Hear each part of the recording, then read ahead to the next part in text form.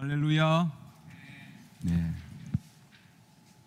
오늘 또 하나님을 예배하는 이 귀한 자리에 오신 여러분 참으로 감사를 드립니다. 귀하고 참 대단하다는 생각을 갖습니다. 지난 1년 동안 늘 그래왔듯이 오늘 또 하나님은 예배 드리는 이곳을 가장 안전한 생명사교로 보호해 주실 줄 믿습니다. 예년 같으면 여러분 성탄절 분위기가 교회 안팎으로 시끌벅적하며 또 분위기도 따뜻했을 텐데 올해는 코로나 여파로 참 그렇게 차갑다 못해 완전히 식어버린 느낌마저 듭니다.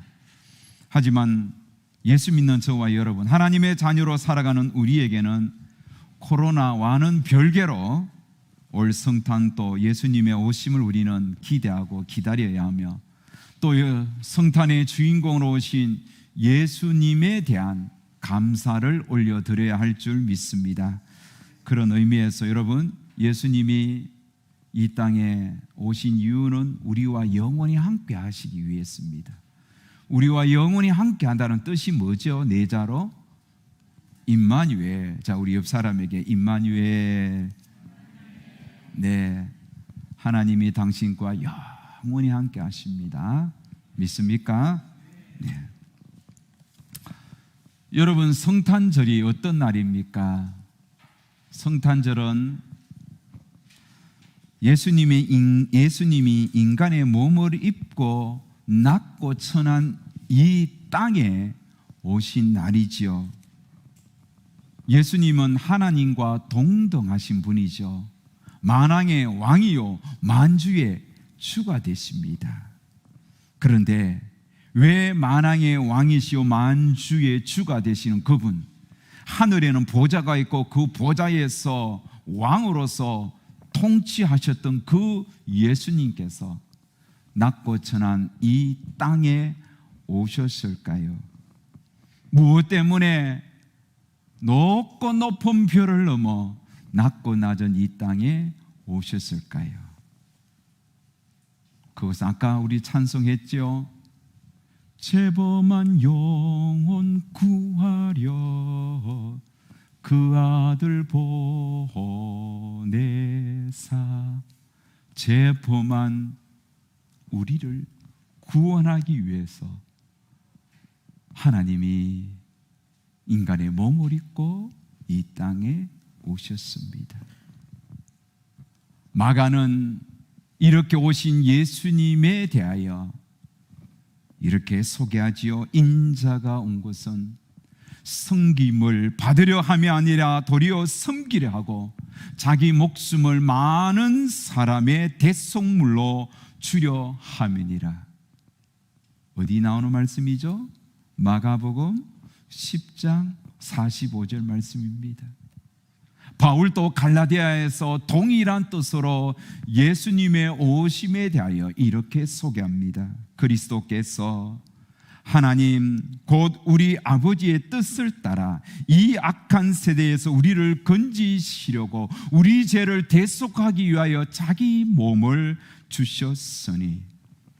그렇습니다. 여러분, 예수님이 이 땅에 오신 목적은 악한 세대에서 자기 몸을 대속물로 주시기 위하여 오셨습니다. 이 땅에 많은 사람들이 오고 갔습니다. 여러분, 이렇게 많은 사람이 오고 갔지만 자기 몸을 대속물로 주기 위해서 오기 전부터 계획하시고 태어날 때부터 그 목적을 가지고 태어난 자는 한 사람도 없습니다. 우리나라의 안중근 의사와 같이 정말 나라를 위하여 목숨을 버린 영웅들도 태어날 때는 목숨을 버리기 위하여 태어나지 않았습니다. 태어나기 전부터 나는 이 땅에 와서 조선을 위하여 목숨을 버리겠다, 그런 마음으로 태어나지 않았습니다. 하지만 예수 그리스도는 태어나기 이미 오래전부터 이 땅에 오셔서 자기 목숨을 많은 사람들을 위하여 내어주기 위하여 오신다고 그렇게 이미 계획되신 분입니다. 그래서 예수님이 오시기 전 이미 오래전에 이사야 선지자는 자기 몸을 대속물로 내어 주시기 위하여 오시는 예수님에 대하여 이렇게 예언을 했습니다. 그가 찔림은 우리의 허물 때문이요, 그가 상함은 우리의 죄악 때문이라. 그가 징계를 받음으로 우리가 평화를 누리고 그가 채찍에 맞음으로 우리는 나음을 받았도다.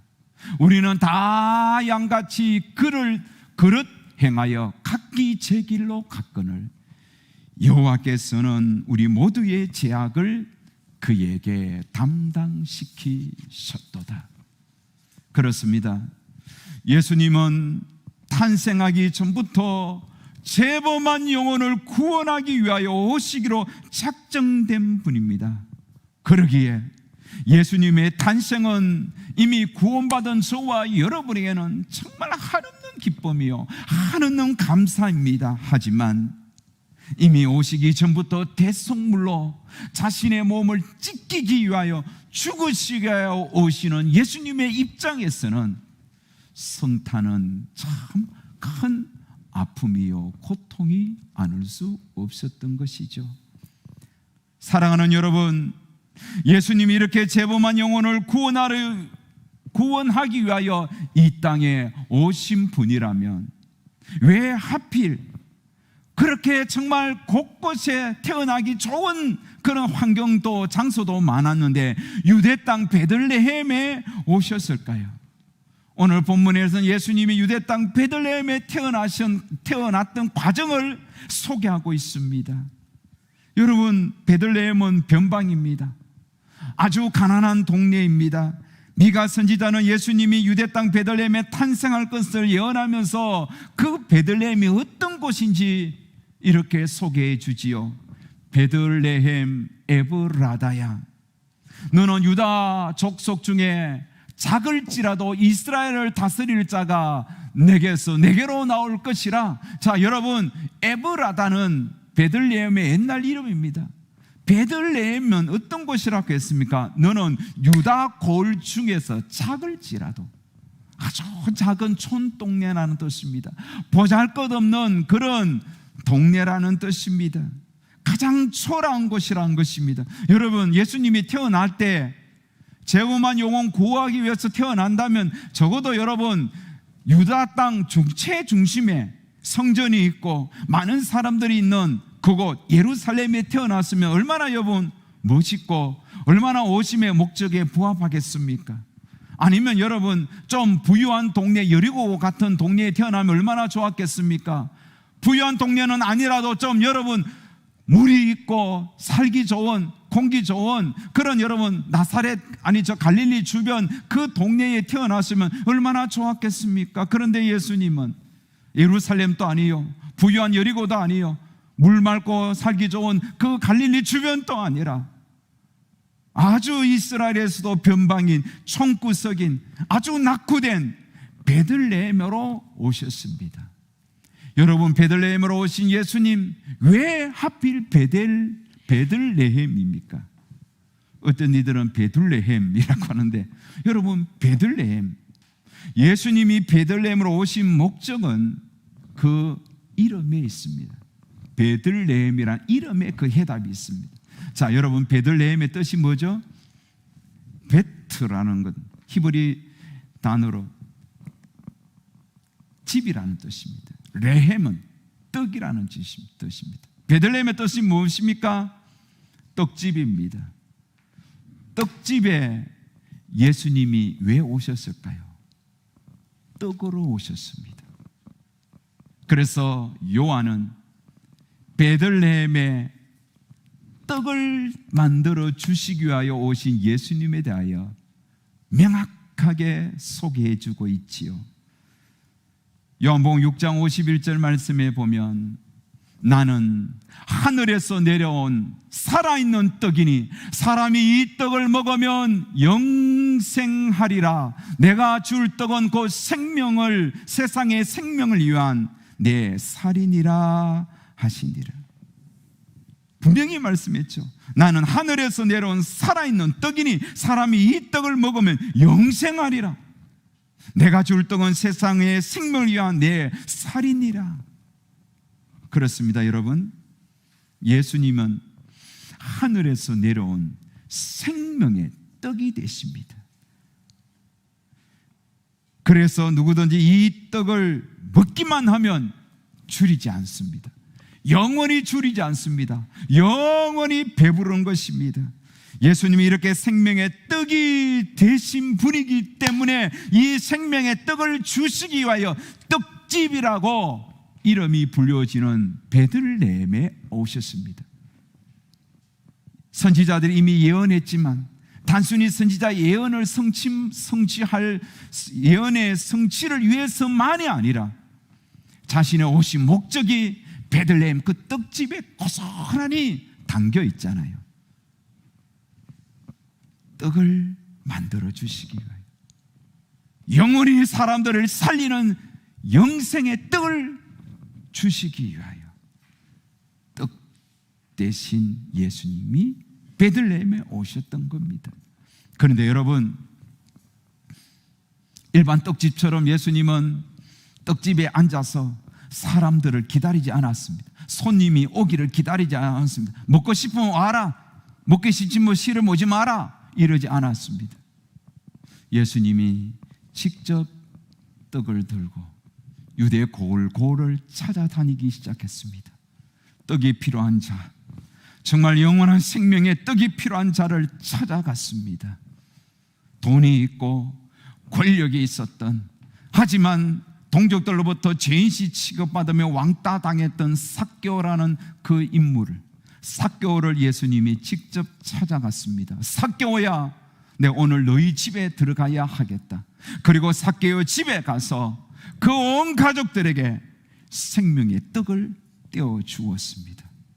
삭개오는 예수님을 통하여 영원히 사는 생명의 떡을 먹고 그동안 자신의 육신의 떡을 위하여 모아두었던 모든 재산을 다 풀어서 가난한 이들의 배고픔을 해결해 주는, 그러면서 그런 살아있는 동안 평생 생명의 떡 대신 예수님을 바라보며 예수님을 자랑하며 그렇게 그의 인생을 살았던 것입니다. 여러분, 남편 5명에게 버림받고 사람이 싫고 삶의 의욕마저 상실한 사마리아의 한 여인에게 생명의 떡이 되신 예수님은 찾아갔습니다. 그리고 그에게 생명의 떡을 나누어 주었습니다. 영혼의 갈증과 배고픔이 가득했던 그 사마리아 여인이 생명의 떡이신 예수님을 만나서 예수님을 통하여 영원한 생명을 받아 누리고는 그렇게 사람들이 보기 싫고 외면했던 동네 사람들에게 뛰쳐가서 사람들에게 선포합니다. 여러분 와보시오, 내가 만난 예수는 생명의 떡이라고 자랑하고 증거하는 인생을 살게 되었습니다. 가난한 사람이든 병든 사람이든 어른이든 아이든 누구나 가리지 아니하고 생명의 떡이 필요한 자들에게는 예수님이 구석구석 찾아가서 예수 생명의 복음, 그 생명의 떡을 전해 주셨던 것입니다. 그리고는 예수님이 이렇게 공생의 3년 내내, 아니 33년 동안 그의 생애 내내 생명의 떡을 나누어 주는 일을 하시다가 하나님이 정한 때가 다 되어서 이제 이 세상을 떠날 때가 가까이 왔을 때 제자들을 다 불러 모았습니다. 그리고 정말 떡을 떼어 주시면서, 이런 우리가 먹는 일반 떡을 떼어 주시면서 이렇게 말씀했습니다. 예수께서 떡을 가지사 축복하시고 떼어 제자들에게 주시며 이르시되 받아서 먹으라, 이것은 내 몸이니라. 예수님은 그 떡을 떼어 주시면서 그 떡은 곧 영원히 살아있는 생명의 떡 대신 자신의 몸을 기념하는 것이라고 설명해 주었습니다. 하지만 제자들은 그때까지도 그렇게 예수님이 생명의 떡을 떼어주시면서 다니면서 예수 생명의 복음, 생명으로 영생의 복음을 전할 때도 알지 못했고 그 자리에서도 그 의미를 깨닫지 못했지만 예수님의 십자가와 죽으심 그리고 부활을 통하여 예수님이 골골 다니면서 사마리아 여인에게 삭개오에게 나사로에게 복음을 전하며 생명의 떡을 나눠주신 그 의미가 무엇인지 깨닫게 됩니다. 그리고 십자가에서 피 흘려졌으면서 몸이 찢기시고 살이 뜯겨 나가시는 그런 고통의 의미를 깨닫게 되는 거예요. 그것은 예수님께서 우리에게 영원한 생명을 주기 위한 죽음이었구나. 예수님은 우리를 영원히 살아가도록 하기 위한 다시 살아나심이구나. 생명의 떡 대신 예수님의 죽음과 부활을 직접 경험하고 느꼈던 제자들은 그때부터 자신들도 예수님처럼 생명의 떡이 대신 예수 그리스도의 복음을 들고 세계 열방으로 퍼져나가기 시작합니다. 어떤 이는 인도로 갑니다. 어떤 이는 에티오피아로 갑니다. 어떤 이는 페르시아로 갑니다. 어떤 이는 또 다른 곳으로 세계 열방으로 쭉쭉쭉쭉 뻗어갔습니다. 그래서 누구든지 예수 믿으면 영원히 살게 된다고, 누구든지 예수님의 생명의 떡을 먹으면 영원히 살아나는 역사가 일어나는 그런 경험을 그들이 하게 되지요. 그렇게 배달된 생명의 떡 전달은 지금까지 세계 열방 구석구석 곳곳으로 퍼져나가고 있습니다. 이 떡이 배달되는 곳마다, 생명의 떡이 일어나는 곳마다 살아나는 기적이 일어나는 거예요. 아프리카 땅에도 또 저 중동에도 뿐만 아니라 저 유럽에도 또 아랍권에도 해교권에도 여러분 불국권에도 이 생명의 떡이 이르는 곳마다 사람들이 영원히 살아나는 영생의 역사가 일어나는 것입니다. 감옥에 배달되면 감옥의 죄수들이 회개하고 주님께로 돌아와서 자기가 지었던 모든 죄를 통해 자복하면서 회개하고 영원히 사는 생명의 역사가 일어나는 것입니다. 그렇게 여러분 세월이 흘렀습니다. 지금으로부터 130여 년 전에 우상 숭배와 노름에 찌던 이 조선 땅에도 이 예수 그리스도의 생명의 떡을 먹은 이들이 이 떡을 나누어 주기 위하여, 이 생명을 나누어 주기 위하여 이 조선 땅에 들어왔습니다. 미국에서도 오셨고 영국에서도 오셨고 호주에서도 오셨고 스코틀랜드에도 오셨습니다. 오신 분들의 이름 여러분 몇몇 이름들이 기억날 것입니다. 온도우드, 앨런, 아펜젤러, 스크랜턴, 노블, 호머 헐버트 등 이들은 그 멀고 먼 강을 건너고 바다를 건너고 산을 건너서 이 조선 땅에 생명의 떡 복음을 들고 우리 가운데 오셨습니다. 이들은 단지 예수 생명의 떡만 가지고 온 것이, 생명의 떡만 가지고 오지 않았습니다.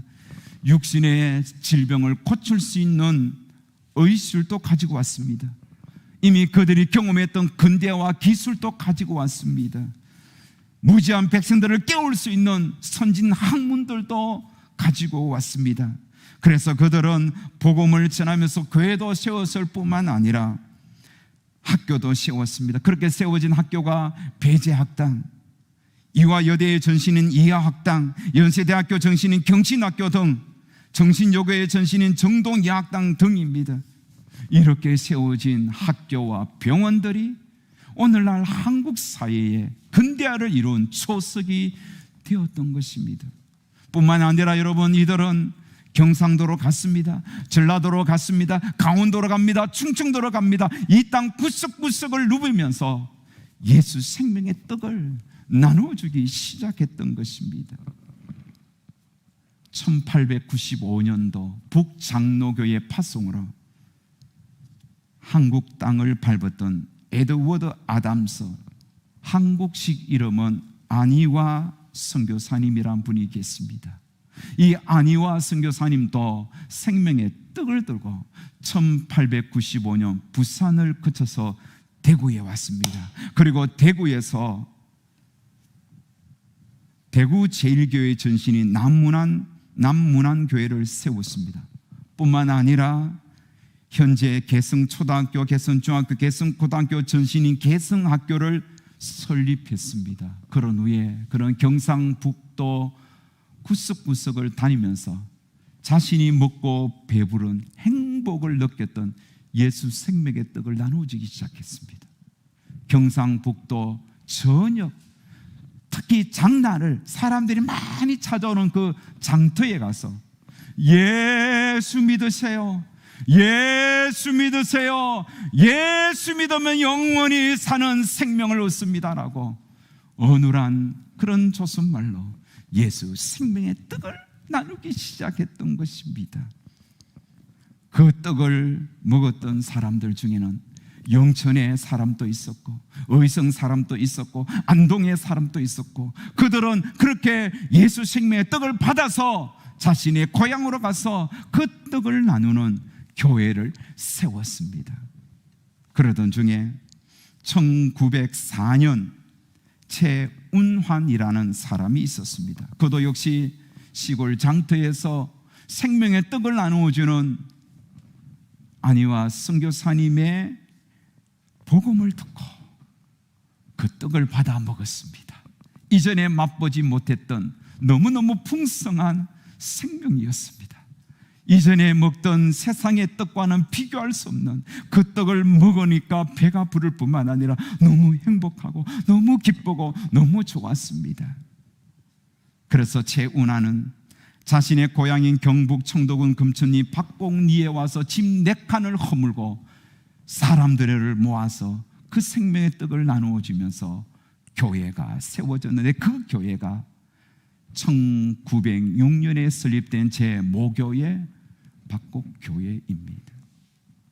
그렇게 시간이 100년이 훌쩍 지난 지금까지도 그렇게 세워진 그 모교회, 내 고향 교회는 여전히 주일마다 새벽마다 생명의 떡이 나누어지고 복음이 전달되면서 농사에 지친 영혼들, 가난에 지친 영혼들이 그 생명의 떡 예수 생명의 복음을 먹고 행복을 누리고 있습니다.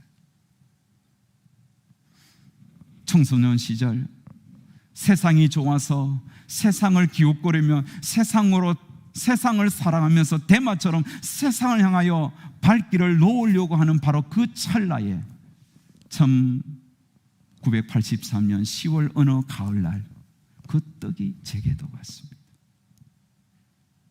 그 떡을 받아 먹은 저는 어릴 때부터 교회 다녀도 전혀 맛보지 못한 새로운 인생의 맛, 행복을 느꼈습니다.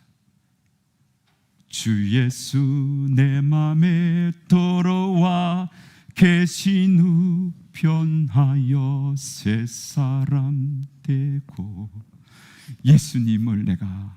예수님 생명의 떡이신 예수님을 내 마음에 구주로 모신 순간, 예수 생명의 떡을 내가 먹은 순간 너무너무 황홀해서 잠을 이룰 수 없었습니다.